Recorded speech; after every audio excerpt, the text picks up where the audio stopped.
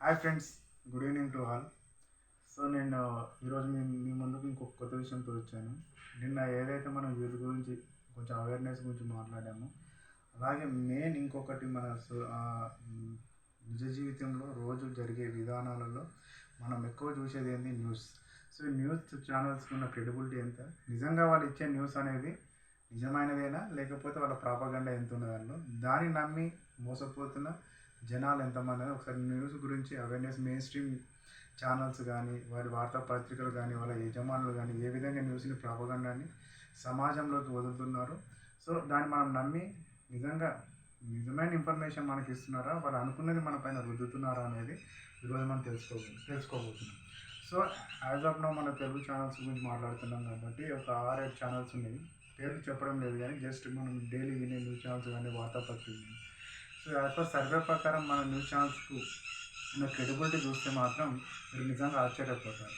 ఎంత అనుకుంటున్నారు? ఓన్లీ 30-40% మాత్రమే నిజమైన క్రెడిబిలిటీ ఉంది. మిగతా 60% అంతా బోగస్. అంటే హ్యాడ్స్ కోసం కానీ, లేకపోతే వాళ్ళ సొంత నిర్ణయాలని ప్రజలపై రుద్దడం కానీ, ఇలాంటివి ఎక్కువ న్యూస్ ఛానల్స్లో మనం చూస్తూ ఉంటాం. సో నిజంగా న్యూస్ ఛానళ్ళు ఎవరి కోసం పనిచేస్తున్నాయి, దాని గురించి మనం ఒకసారి ఆలోచిస్తే, కొంచెం ఆలోచిస్తే ఎక్కువ చూసేది టీఆర్పీ కోసం, రాజకీయ ప్రాపగండా కోసం, ఓనర్ల కోసం, వన్ సైడెడ్ న్యూస్ కోసం. ఇలాంటివి ఎక్కువగా మన న్యూస్ ఛానల్స్ మనం డైలీ వింటుంటాం. కానీ అది నిజమని మనం నమ్ముతాం. అదే మనం అక్కడ మోసపోతున్నాం జరుగుతుంది అనమాట.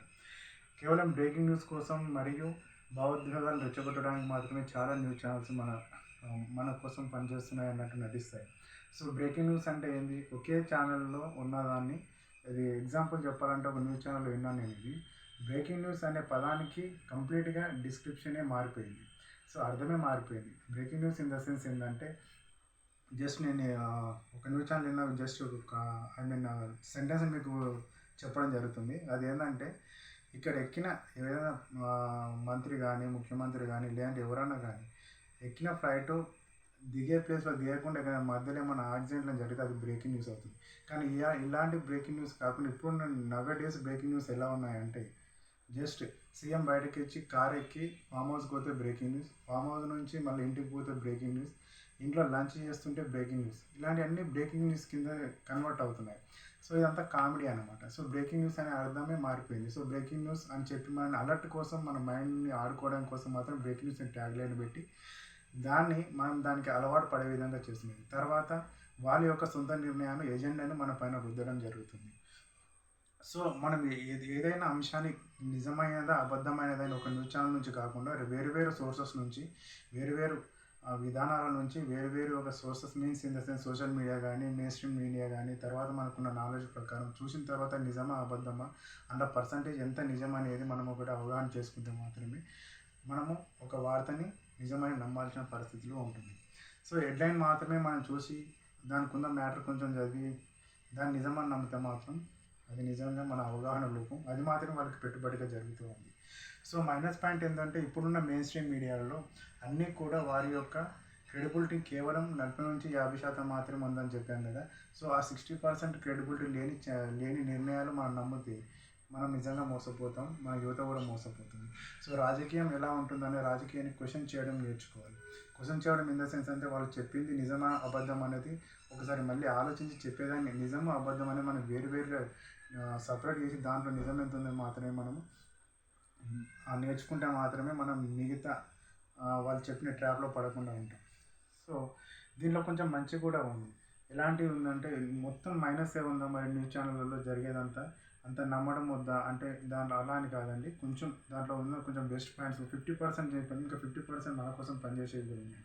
సో దాంట్లో మంచి ఏంటంటే, field preparation, field operation, government యొక్క నిర్ణయాలపై మనకు సమాచారాన్ని ఇవ్వడం. ఎలాంటి గవర్నమెంట్ ఒక జీవో రిలీజ్ చేయడం కానీ, గవర్నమెంట్ ఏమంటారు సంక్షేమ పథకాలు రిలీజ్ చేసినప్పుడు, ఇలాంటి విషయాలలో మాత్రం మనం కంపల్సరీ వాటి యొక్క ఇన్ఫర్మేషన్ అనేది మనం నమ్మవచ్చు. తర్వాత లైవ్ కవరేజ్ ఉంటుంది. సో ఎక్కడైనా బస్ యాక్సిడెంట్ కానీ, లేకపోతే గొడవ జరుగుతుంది, అక్కడ లైవ్ కవరేజ్ ఉంటుంది. అలాంటిది ఒక మంచి ఇన్ఫర్మేషన్ మన కింద మనం అప్రిషియేట్ చేయొచ్చు మీడియా ఛానల్. సో ఇలా చెప్పుకుంటూ పోతే అన్నీ కొన్ని మంచి చెడు ఎలా ఉందో అలా 100% జెన్యూన్ న్యూస్ కూడా కొన్ని ఉంటాయి. అవి ఏంటో మీకు చెప్తాను. ఇప్పుడు చెప్పబోయే విషయాలు మాత్రం ఎలాంటి దాంట్లో ప్రాపగండా ఉండదు, ఎలాంటి మోసం ఉండదు. అవి ఎలాంటి అంశాలు అనేది ఒకసారి మీకు చెప్పడం జరుగుతుంది.